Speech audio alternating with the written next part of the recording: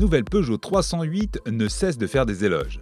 Voiture de l'année, plébiscitée des taxis, reine du CO2, puisqu'elle a séduit les plus sensibles à l'efficacité rationnelle, la 308 tente désormais de convaincre les sportifs des qualités de sa nouvelle plateforme EMP2 lorsqu'il s'agit de la configurer pour un comportement dynamique.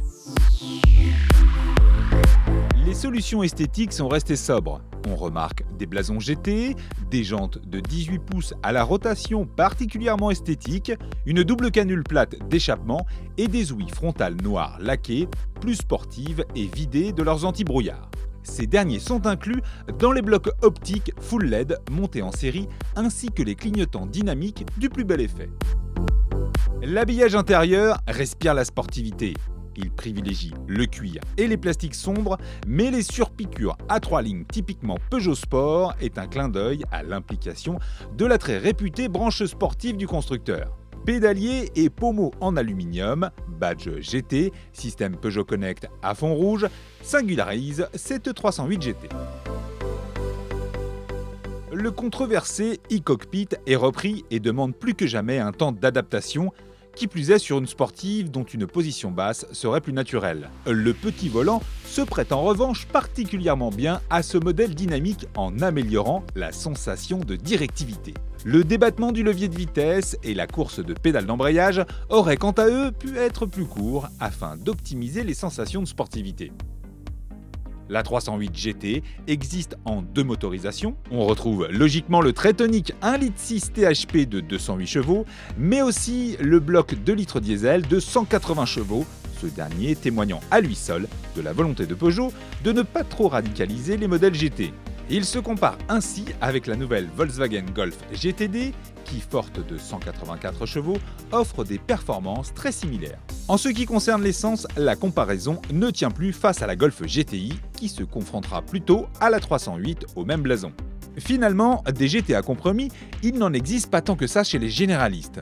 À moins de considérer la Kia Proceed GT, dont l'efficacité mécanique n'est pas à la hauteur de la 308 GT, comme peuvent l'être ses atouts esthétiques ou technologiques. Peugeot ne s'est pas contenté de greffer un plus gros THP. Il a adapté toute la mécanique en conséquence. Disque de frein avant de 330 mm, monte pneumatique optimisée pour l'utilisation sportive, amortissement rigidifié jusqu'à 20%.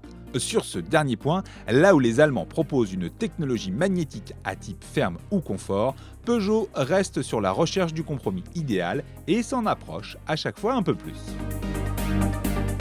Mieux encore, les remontées de couple sont quasi inexistantes, même sur sol mouillé, alors que la française ne fait même pas appel à un différentiel électronique comme l'XDS des concurrentes du groupe Volkswagen.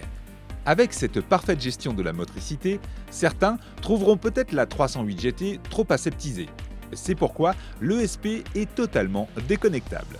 Cette fois, le Driver Sport Pack est monté en série qui, rappelons-le, agit très nettement sur la précision de direction et la réactivité de l'accélérateur. En revanche, le générateur de son, relevant artificiellement les vocalises des 4 cylindres, nous a paru trop électronique, trop spatial pour être réaliste et grisant. Fidèle à sa réputation, Peugeot a su transcender la 308 de façon efficace mais aussi rationnelle.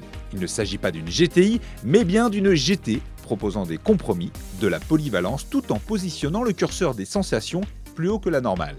Côté tarif et en diesel, le match est serré face à la Golf GTD qui en demande 35 060 € contre 33 700 € pour la 308 GT. À 30 450 €, la version essence est logiquement plus accessible et surtout à peine au-dessus de la Kia Ceed GT qui elle en demande pas moins de 29 490 €.